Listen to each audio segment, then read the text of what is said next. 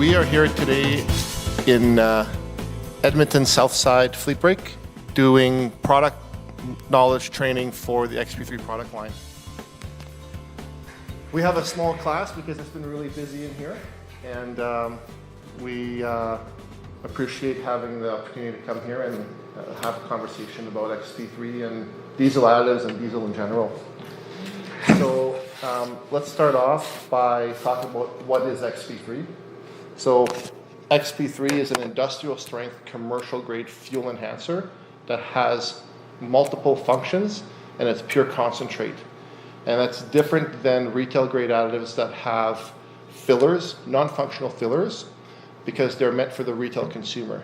So we've all been trained in this as retail buyers that the larger the bottle, the lower the price, it feels like a better value. And typically in the world of retail grade consumer additives, that's what all of the retail grade additive companies do. And I'll show you how to determine that. So in the world of additives, there's retail consumer grade stuff and industrial strength commercial grade stuff. Blenders, manufacturers of fuel that make their own fuel, when they're using an additive package for their specific brand, it's an industrial strength pure concentrate. It's not a retail diluted product that you buy off the shelf. So that's the main difference between the XP3 product line that we have and then the typical retail grade additives that you'll see at truck stops or at Canadian Tire or on the shelves at most stores. So a little bit of background, XP Lab is based out of San Diego, California. They started in the ocean freighter industry. They were approached by large companies to help solve problems related to moisture, water in the bunker fuel, but more importantly, all the soot and deposits in the cylinder walls of those engines was terrible. The piston is the size of this room on an ocean freighter, and they have man doors to go into the engine, and people physically scrape the soot off of the cylinder walls. So they tested and tried different formulas, different things, and they were able to find something that not only improved the combustion of the fuel, but also reduced the maintenance costs related to all of the soot and deposit that they had to deal with, and also take care of the water and moisture problems that they were experiencing when they're on the ocean. So typically, the kind of customers that XP Lab or XP3 services is anybody that's transporting fuel or has bulk storage tanks in their yards or in their operation. Those are the easy to find companies that would benefit greatly from an industrial strength diesel additive to protect their fuel supply. So the main functions, XP3 is mainly a combustion improver. So by improving combustion, you're extracting more energy out of the fuel. You're increasing torque and horsepower. You're boosting fuel economy. And you're also reducing pollution, because if you burn as energy, they'll have less unburnt hydrocarbons come out the exhaust, or uncaptured energy, or less waste. And it's also easier on the diesel particulate filters and the diesel exhaust fluid systems. Cleaner exhaust, the DPF will have less particulate matter to capture, and then the sensors for the DEF fluid will sense a cleaner exhaust, so the DEF will be used less often. So we see about 25% longer life on DEF systems and DPF filters. And it also acts as a fuel purifier. So by keeping the fuel integrity high of the fuel, by dispersing the water and moisture, it could either be moisture already in dispersing the fuel, or it could actually be freestanding water in the bottom of a tank. By taking care and managing those problems, you're taking yourself 80% the way of keeping that fuel stable for long-term storage if the equipment is sitting for a while. Specifically agricultural or farming, they have a lot of problems with fuel just sitting, because their combines or their harvesters will work hard for like a month and a half, and then it sits for the rest of the year. So come the next year, sometimes if there's water and moisture in the system, they'll have algae or bacteria in there, which is a big problem. Of course, we have a high detergency value and then we'll show you how to explain to your customers that, and show them the difference. And by keeping the injector tips clean and the inside cylinder walls clean as well, you're restoring that volume of air for the combustion chamber, and you're also improving the spray pattern, so you're getting a much better operating machine. It's also a good biocide, and it prevents oxidation as well. So these are just logos, examples of some companies around the world that are using XP3 in their operations in 27 different countries. XP3 treats 4 billion liters of fuel every year, and some of these companies are global 500 companies. Pemex, for example, on the top left corner, they own, one of their divisions owns the rights to XP3 for all of Mexico. And then Goil, which is the Ghana oil company, if you are a customer and you pull up to a Goil gas station, it's pre-treated with XP3 right at the pump, gas and diesel. Just like here we have V-Power for Shell, Synergy for Esso. Well, in Ghana, the Ghana oil company chose XP3 as their chosen additive. Okay. So this is just to show you and your customers that XP3 has been around forever. It's a globally used brand, but the reason why your customers might not have seen it is we're not a retail place, so you'll never see a NASCAR race car with an XP3 logo. You'll never see billboard signs on the side of highways for XP3, because we're not going after the retail customer, we're going after the industrial, commercial, bulk customer. This is just a picture of some industries that we serve. The biggest ones in Canada so far have been heavy equipment. So the off-road heavy equipment, your fingers in the video there, Chucky. We'll edit that part out. So I'll start again here. So here is a visual example of some of the markets that we serve.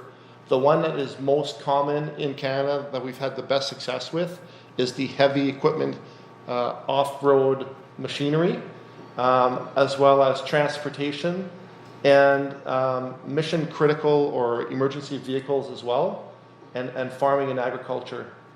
A secondary market for us that's done really well is motorsports. So classic cars, snowmobiles, motorcycles, ATVs. When we go into a motorsport shop and we do our demonstration to the mechanics, show them the detergent capabilities of our additive, show them how it counters the negative effects of ethanol, water, and moisture in the fuel, and then the mechanics do their research, two things happen. The mechanics end up using XP3 in their own personal machines, and the operator of the business only recommends XP3 as the best solution for fuel additive to all of their customers, and they only use XP3 when they store customers' equipment for off-season storage when they stabilize it. We have 3 diesel formulas and 1 gasoline formula. The 2 best sellers are the XP3 all-in-one diesel, which is the most popular one. But then we have a cetane boosted version of that product. It has all the same functions, but it has a cetane booster added to it. We recommend that in 2 scenarios. One, when the machine is working at heavy load, so 70 to 80% load capacity. Those engines do very well when there's a cetane booster added to the fuel. And to restore cetane on seasonal fuel, when blenders when they manufacture winter grade fuel, they cut it with different compounds, but the 77% of fuel blenders in Canada do not restore the cetane index. Mm-hmm. So your customers will come and complain that, in the winter we get worse fuel economy. Well, that's 2 reasons. Number one, because of the cold, the machine's working harder, but the main culprit is a reduced cetane index of that diesel, which makes the burn less efficient, which consumes more fuel to try to catch up to it. So it's something that a lot of people don't know, but winter fuel can benefit from a cetane boost. And then we have our extreme winter product that basically converts summer fuel to winter grade fuel, or if you're starting with winter grade fuel, it'll convert winter grade fuel to polar grade Arctic diesel. That's used for ice road truckers or truckers going down south picking up loads, California, Arizona, Texas, Florida. They're coming back up. Those are the ones that would use the extreme winter. But from an inventory or a stocking thing in your store, if you stock the two main ones and make the extreme winter a special order, the truckers would come in, okay, it's a special order, they'll wait 1 or 2 weeks to get it in, right? They'll plan for that type of thing. And it's seasonal. And we have one gasoline formula as well, which is different than the diesel formula. So when your customers ask you about pricing, how much does XP3 cost? The correct way to answer that question is to answer it by cost to treat per liter. So on the diesel, XP3 is 3.3 cents per liter to treat. And on the gasoline, it's 4.2 cents per liter to treat. And then the customer might say, well, how much is that bottle or how much is that bottle? The answer to that question is with another question. How big is your tank? Do you have bulk? Do you have a small pickup truck? Do you have a big truck? How many liters typically do you fill up? So you're trying to avoid answering the question of how much does this bottle cost? Because the retail consumer has been trained, again, the bigger the bottle, the lower the price, it's a better value. So when you tell the customer that this bottle is $23, it might not compute in his mind because he's used to getting a jug for $23. So he'll say, okay, well, that's for my diesel pickup truck and it's 100 liters at a time. Okay, so it'll cost you $3 worth of XP3 treatment to treat that 100 liters of diesel. For your application, we would recommend the D720 or the D2000 and the D4000. So the part numbering that we have, the D stands for the type of product it is.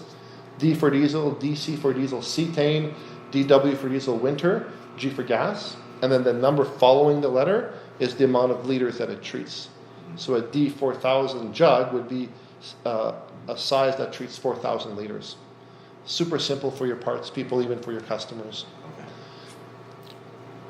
And then this is just a representation here of typical prices that customers are paying right now on the retail shelf for different brands that are commonly known as retail grade products. You're paying as high as 12 cents per liter to treat your diesel, and the XP3 is always in the range of, or oftentimes lower priced when you're talking about treatment cost per liter than retail grade additives. Gasoline, our product is 4.2 cents per liter to treat. If you look at typical things that you see off the shelf, you'll have the most popular one is the Ocean Spray, this bottle right there. That costs 13.1 cents per liter to treat. If you're talking to a customer that uses this product specifically, you can take 6 bottles of seafoam, put it on the counter, and ask the customer, how much would those 6 bottles of seafoam cost you to buy? It'd be like $12 each, or maybe $60, $70 roughly, and you're treating 600 liters. How much do you think that bottle of XP3 costs? So now you're putting their frame of mind there on how much you're treating, and you'll be able to have a visual, and then they might say, I don't know, $40, $50, I don't know, it's $23. So now that $23 looks good compared to an uninformed explanation of what the $23 gets you. So the question about fuel savings. Every additive on the market says, yeah, we will help you save money on fuel, right? And it's such an abused claim that customers no longer believe that. So the only place you can truly have a determination if an additive will give you better fuel economy is on a dyno. There's no variables, there's no driver behavior, there's no wind, there's no weight, there's no grade. It's just, will that additive extract more energy and torque out of that fuel or not? If it does, then you're going to be able to get more mileage or more hours of operation with the treated fuel. If it doesn't, then you're not going to gain a fuel efficiency gain. So XP3 has been dyno tested all over the world, multiple places. We've done a dyno test with St. Anne's Co-op in Manitoba. They booked a dyno day to dyno a whole bunch of different things, and they asked if they could dyno the XP3 product. This was on a 6.6 Duramax diesel truck. Baseline torque was 834 foot-pounds of torque. The XP3 regular all-in-one added 11 foot-pounds of torque. When we did double dose the XP3 regular, it went to 16 foot-pounds of torque. So there's a little bit of an extra gain. However, for equipment working under heavy load, we recommend the Cetane boosted. As you can see, it added 36 foot-pounds of torque. So the dyno gives a good indication on equipment working under heavy load. They definitely benefit from the added cetane in the diesel.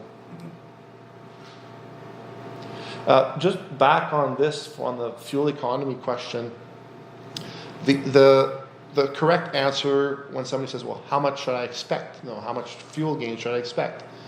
The answer is it depends on your equipment and depends on your environment, but typically we see 4 to 8% fuel economy. It could be more, it could be less, depending on your equipment and your environment. Or another way to put it is an input cost of 3 cents per liter to treat will give you the equivalent back of 6 to 8, sometimes 10 cents per liter of extra hours of operation or extra kilometers. So it costs the customer more to not use it than to use it because of the gains that you get from hours of operation or kilometers traveled, depending on what kind of equipment it is. So how can you help your customer? It's as simple as informing them that in the world of additives, there's retail consumer grade products that are designed for retail consumers, and there's industrial strength commercial grade products designed for industry bulk application, which are pure concentrate versus filler. The dosage ratio is one way to show that. So any product that has a mix ratio of 1 part additive to 2,000 parts diesel, it will for sure have a compound in there that is a filling agent, a filler agent. Again, for the sole purpose of making that bottle look big. XP3 Diesel is 4,000 parts to 1. The second way is to pull the MSD sheet to actually see what the compounds are of a retail grade additive, and I'll show you some examples. And the third way is to visually show them how effective or how the additive functions in specific areas. First one is detergent capability. Second one is burn efficiency. Third one is residue after it's burnt. Fourth one is how does it behave with water and moisture, and we'll do those tests after. So here's an example of a common product that you find on the retail shelf called Power Service. The first ingredient is a petroleum distillate, which is 50 to 90% of the contents.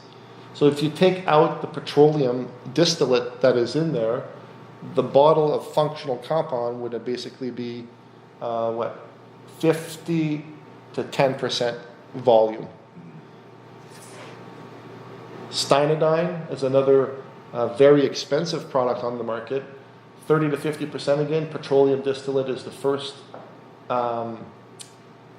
ingredient, and then the third one is a naphtha, which is a petroleum, another 10 to 30%. And if you keep going, it goes on and on and on. This is standard practice in the world of retail grade consumer additives that they put fillers. Howes, which I understand is a fairly big seller for you at Fleet Break, their first ingredient is a petroleum distillate. 40 to 70% of the volume in that bottle is filler.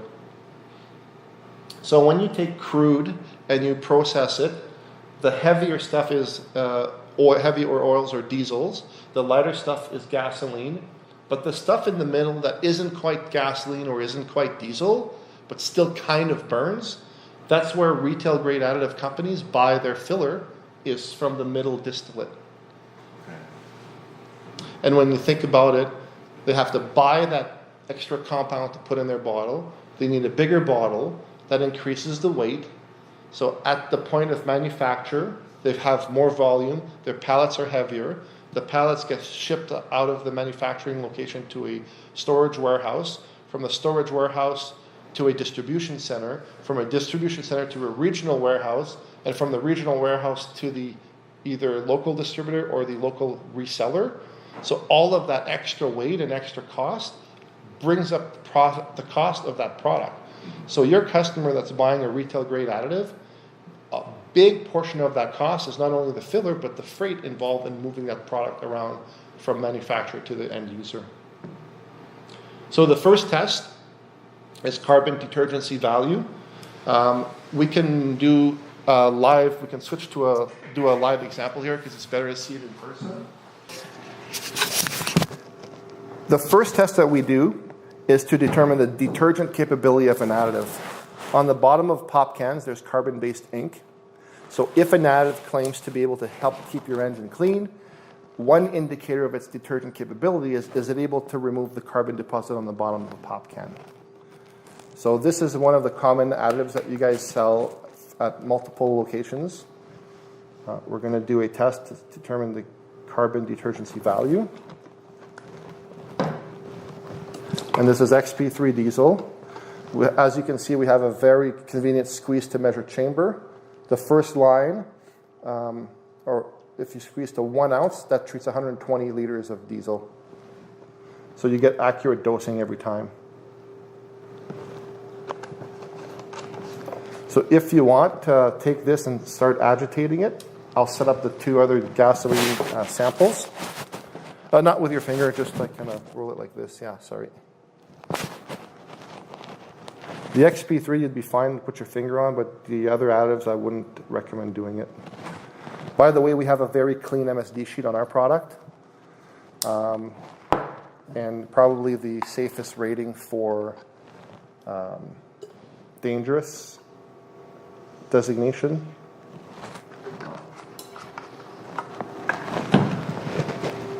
So what you're seeing there is XP3 has recognized that there's deposits there that don't belong there.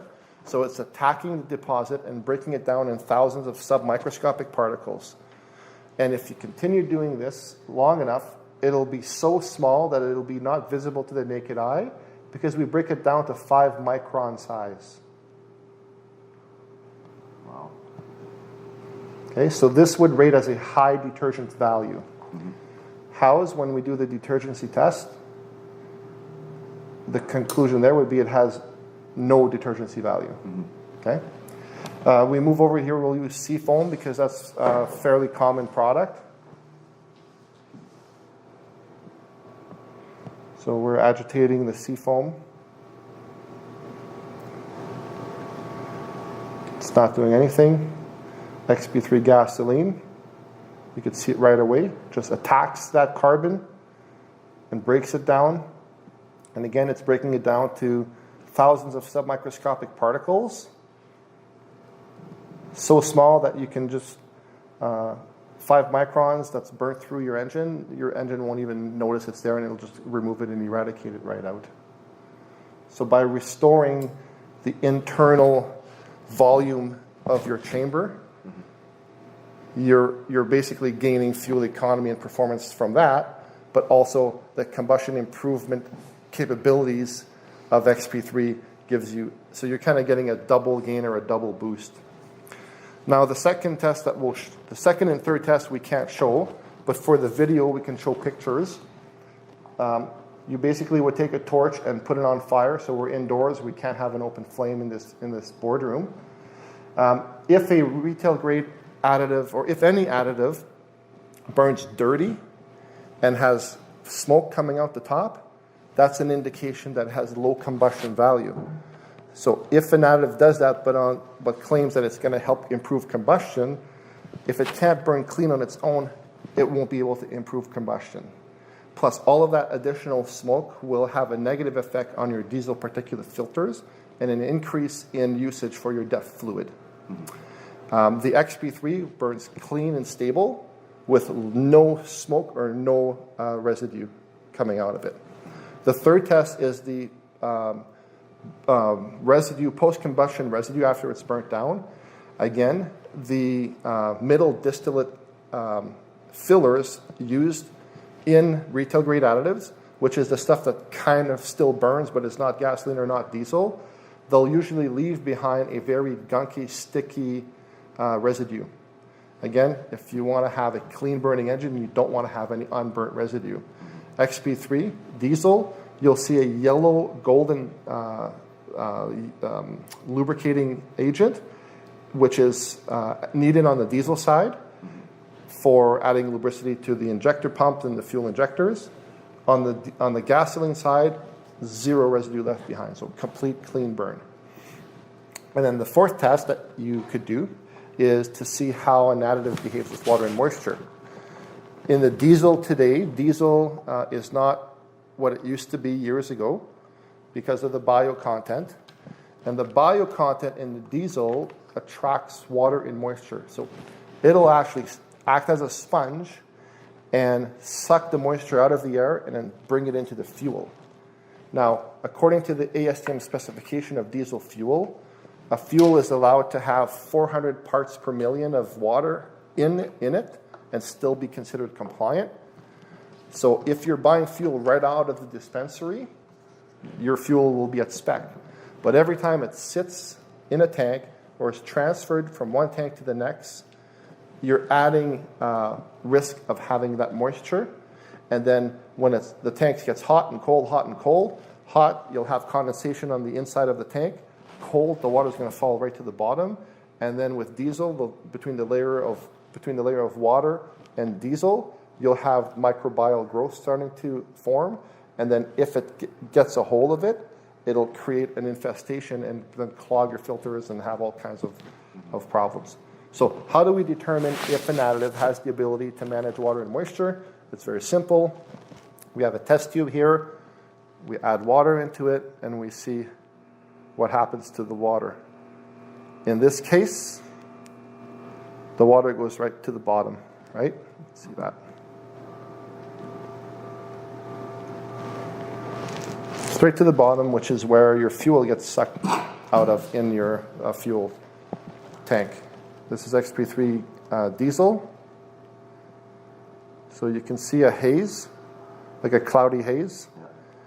So what the XP3 Diesel is doing there is exactly what it did to the carbon deposit on the bottom of that pop can. It sees the water as something that shouldn't be there and attacks it and breaks it down into thousands of submicroscopic particles. So as you can see, the XP3 Diesel was able to attack that water and break it down into thousands of submicroscopic particles down to 5 micron size, which is then not even visible to the naked eye. So a droplet of water in its natural state will go 1,000 times its size in the combustion chamber, which is where you can have catastrophic mechanical failure. We'll do the same thing here on the gasoline side. This is seafoam. And seafoam was originally a product that was designed for marine application. And if you have, so you can see here, it goes right to the bottom. If you have an old bottle of seafoam, it'll actually say on that bottle, removes water and moisture out of the fuel. But it doesn't, never did. They had a recall in the US where they had to recall all of their bottles and then reship them all out. And they changed the wording to manages moisture. So their definition of managing moisture is throwing it to the bottom of your tank. Doesn't do anything for water and moisture. Which again, in today's fuel, you have ethanol and gasoline. Ethanol is agroscopic, it attracts moisture out of the air. Ethanol is also has less energy than gasoline. So if you have an ethanol blended fuel, you're producing less power, less energy out of it. And you're at higher risk of having that fuel foul. So here, this is XP3 Gasoline again. You can see as soon as it comes in contact with the XP3, the water turns into a haze. And XP3 attacks, breaks it down into thousands of submicroscopic particles, down to 5 micron size, and then eventually it's back to clear because it's so small that the human eye can't even see it. And that's a way of removing or getting the moisture out of your system if you're burning it down. So I'll give this a shake test as well, just to be fair, in case there's a miracle that happens, and if by shaking them, the retail grade additives can do something.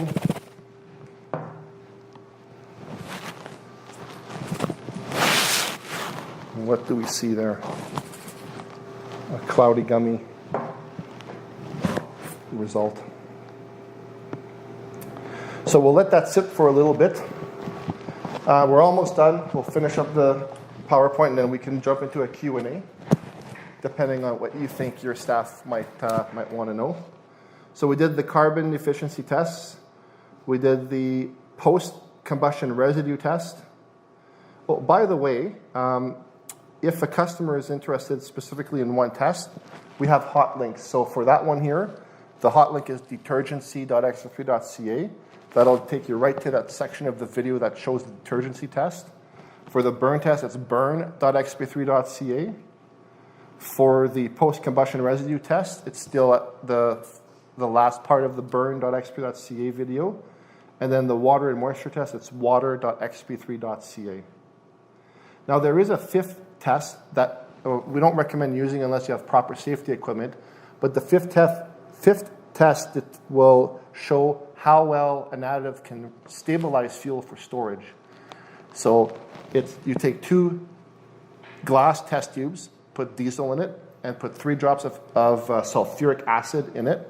The sulfuric acid will simulate the breaking down of the fuel. So you'll actually see brown, cloudy result like you see in the picture. And then you put XP3 in one diesel test tube, and then whatever the customer's other additive is in the other test tube, and you agitate it, XP3 will actually fully restore that broken down fuel back to its original state, and the liquid will be clear. So the video for that test is at restore.xp3.ca. That is so important. The ability to keep fuel stabilized will solve 99% of the fuel-related problems that all of your customers have. So part numbers, we briefly talked to it. Again, the first letter is what the product is. D for diesel, DC for diesel cetane, DW for diesel winter, G for gasoline. And the number following the letter is how many liters that specific bottle treats. So a DC2000 would be diesel cetane that treats 2,000 liters. And a G570 would be a gasoline XP3 bottle that treats 570 liters of gasoline. Super simple. This is just a detailed review of XP3. So deposit control detergents, stability improvers, combustion improvers, lubricity improvers in the diesel only, anti-gel cold flow improvers in the diesel only, water dispersants, and it's also a safe and environment-friendly product. Our MSD sheet is very clean compared to retail-grade additives, and because we contain no harmful compounds or fillers, and it does not contain alcohol as well. Alcohol is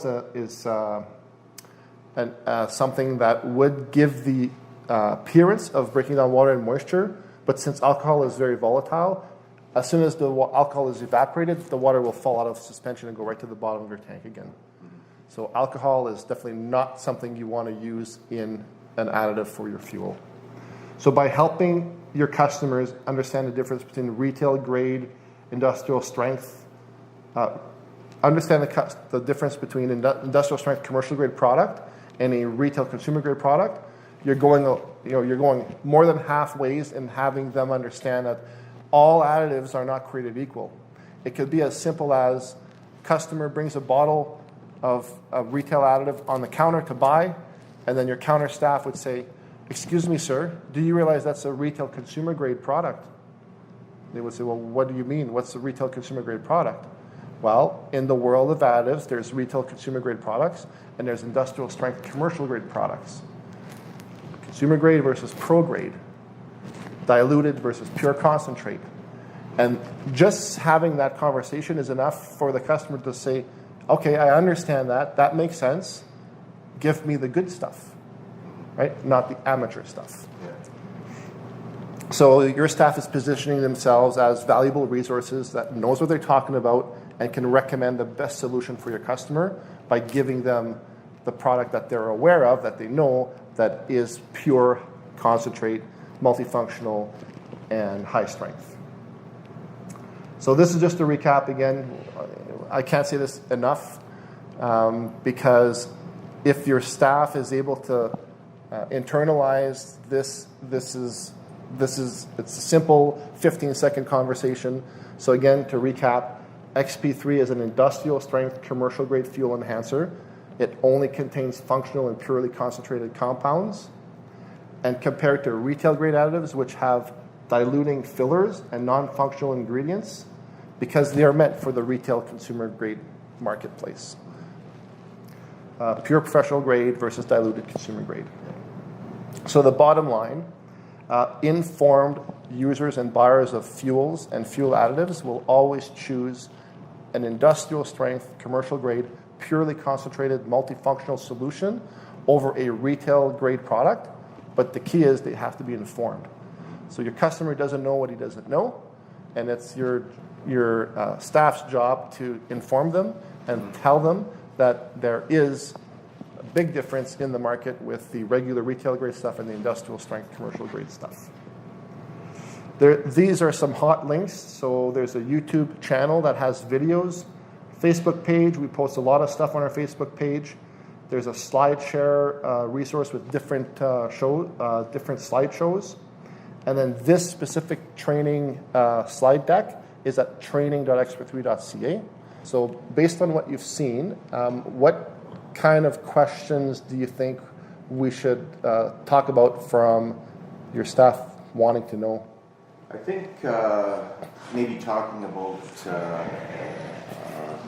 with the big commercial trucks that we deal with, how many liters are typically in their tanks, and how many liters are typically in a half-ton, three-quarter-ton, one-ton truck, just so we can figure out when we're explaining to customers, how much they're adding with each fill. Okay, that's very, very easy. So let's start with the pickup trucks, the diesel pickup trucks. Usually a fill-up is about 100 liters, a little bit less, a little bit more, depending on how empty they are. This is 1 ounce, XP3 Diesel, 1 ounce, treats 120 liters. So for that kind of customer, every time you fill up, just put an ounce. That's equivalent to 120 liters of treatment. To the first line. It's actually the second line here. Yeah, first line is half an ounce. Second line is 1 ounce. Yeah. You cannot overdose XP3. So if the customer puts the whole bottle and this treats 720 liters, but he only has 100 liters, he's not going to get exponentially more value. The only time you would do that is when you're storing equipment for off-season, when you suspect that you might have more water or carbonization in the machine. At the start, you might double or triple dose your first couple of tanks to accelerate the cleaning. But if you put more, you're just not getting that extra benefit. There's a physical limitation. On the big rigs, on the big truck, the part number D4000 is the best option for them. So in the squeeze-to-measure chamber, it squeezes 3 ounces of XP3. 3 ounces treats 360 liters. So typically, a big rig will have 300 to 400 liters per tank. So this allows the operator to have one squeeze, dump, and it's simple and it's done.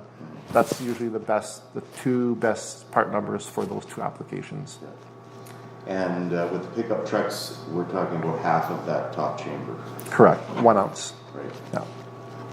Okay. For the first initial that you do, would you double dose on the first couple, or no need to? So we recommend double dosing if it's an older machine that might have never been treated or might have had retail grade additives in it that might have some residue. It'll just accelerate the cleaning process. We hear feedback from people that from the first tank they notice a difference in power, to the other extreme where they don't notice anything until tank number 8, 9, or 10. So those machines probably had a higher level of carbonization. And XP3 breaks down the carbon in a safe format, so it'll only break down a little bit at a time. You don't want to break everything down right away, so it'll slowly eat away at it, slowly. Same thing with water in the bottom of a tank. If you have like 5 ounces or 6 ounces of water in the bottom of that tank, the XP3 will only attack and break down what is safe to do so at every tank. So it might take 3 or 4 or 5 fill-ups to get rid of all of the water. But the reason you want to do that is if you would take care of everything right away, then you would need a lot of product. And by having too much water dispersed, your parts per million would be too high. So there's a built-in safety mechanism where it's a 50-50%. XP3 will only be able to attack water equal to its own volume. So if you have 3 ounces of XP3 treatment in a tank of diesel, it would only be able to attack 3 ounces worth of water, which means if there's more, it would take multiple treatments to slowly chip away and eat away at it. And this is recommended as a continual treatment every time you fill. Yes. You use. It's not meant to be intermittent and use it whenever you feel like it. Like it's recommended to use every time you fill. Yeah, and the reasons you want to use it every time is it improves combustion. The fuel savings you get outweighs the input cost, so it's a positive ROI product. It keeps everything clean. If you end up getting a bad batch of fuel for whatever reason, it'll attack that water and moisture out of it, especially with the bio content in fuel. And also the added lubricity for your injectors and your injector pump. So the reason today's fuel has less lubricity is because when we went from low sulfur diesel to ultra low sulfur diesel, the process of removing sulfur out of the diesel fuel created a more abrasive fuel. And like 15 years ago when this all started, you probably had a spike in injector sales because injectors were failing prematurely, and people were wondering, well, why is this happening? Well, because hydro treating the diesel fuel to remove the sulfur out of it creates a more abrasive fuel. So contrary to what a lot of people think, it's not the sulfur that's the lubricator, it's the hydro treating or the processing to remove the sulfur that then ends up with the fuel being more abrasive. So it's more like sandpaper when it's going through your injectors. But by adding XP3 to that diesel, you're adding that lubricator in there, and now your injectors move freely, longer, and you'll have a way longer engine life on your injector pumps and your injectors. One other question I think would be, right now with the house that we sell, we seem to sell the majority of our volume in the winter months. That's when the house sales take off. What is the reason for that? And, are customers just using it in the winter for a specific reason? And, what is the reason they maybe don't use it in the summer months as opposed to the winter? Okay, good question. So traditionally or typically, especially in the trucking world, in the winter, and this goes back years, where diesel fuel is higher risk of gelling because of the cold. When they started adding the bio-content into fuel, you were even higher risk. Now, in Canada, fuel producers are mandated by law to make their fuel rated for the region that they're in, and an extra 10 degrees extra cold, so for a buffer. So if this specific week in history, the coldest recorded was minus 16 degrees, well, the fuel sold in that region has to be rated to minus 26 degrees. So that's fine when the fuel comes right out of the plant, but as it moves around and gets transported and there's other problems, operators would sometimes find themselves with fuel that gelled up, which is catastrophic. So the reason why diesel additive sales spike in the cold months is traditionally in Canada, the main reason people are putting additives is to prevent gelling. So XP3 regular adds 10 degrees of extra protection. So now that minus 16 week temperature, the fuel is rated to minus 26. By adding XP3, you're rated to minus 36. For people that want over-the-top protection, where they might have had such bad experiences with gelling in the past, they can go with the extreme winter. That'll add 25 to 35 degrees of extra protection over what the base rating is. Okay. So that's the typical thing with people buying additives in the winter. It's for anti-gel. Yeah. Do we know what Howes adds in terms of? I'm not sure what Howes specifically adds. I'm sure we would be able to rate that, but we did do, before we brought the extreme winter version of XP3 into Canada, we sent it to a lab in Calgary where they tested the gel point of the product itself, single dose, double dose, triple dose. And that's actually one of the bonus slides here. I can quickly go to it. And it's pretty amazing on what the XP3 is rated for, the extreme winter. I'm just going to find that slide. We also have a fuel additive guarantee on our product, so it does not void any warranty, and it's safe for the generation 2 and 3 equipment as well.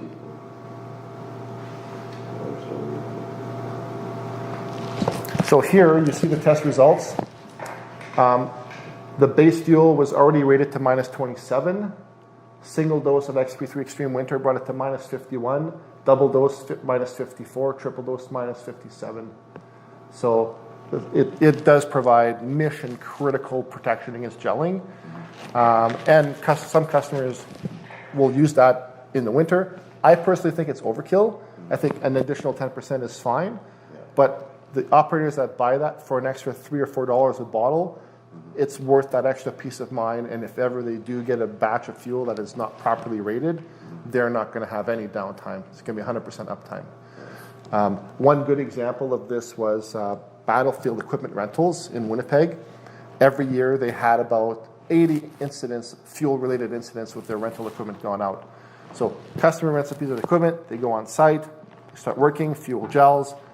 Battlefield Equipment Rentals has to dispatch a technician to go there, fix whatever the problem was, change filters, put some anti-gel in it. Okay, so last spring, the fall of 2016, they treated all of their bulk tanks with XP3 Extreme Winter. The fall of 2017, they started treating. The spring of 2018, I went and talked to them. They gave us a video testimonial of what the experience was, but what ended up happening is they had 0 incidents of gelling with all of their rental equipment during that whole season. Mm-hmm. And imagine how much pain that prevented them and their customers. Mm-hmm. So a huge testament, if people are running mission critical equipment, they're using the Extreme Winter and they will not have a gelling problem. Mm-hmm. For most customers that are using the house now for the gelling issue, your standard product, is that going to be enough to, I guess, alleviate their issues that they're having with gelling? Or in the winter months, should we recommend that they use the winter version? I would say that the way to explain it to a customer would be the regular XP3 adds 10 degrees of extra protection. Mm-hmm. And in our climate, that should be sufficient. However, if you want over-the-top protection, the Extreme Winter gives you 25 to 35 degrees of extra protection. Mm-hmm. And then, depending on the risk level of that customer, they'll say, well, how much more is that? Well, it's $2 or $3 a bottle more. A lot of them would probably go through the Extreme Winter one. Yeah. And Extreme Winter would have all the other benefits of the regular product. Correct.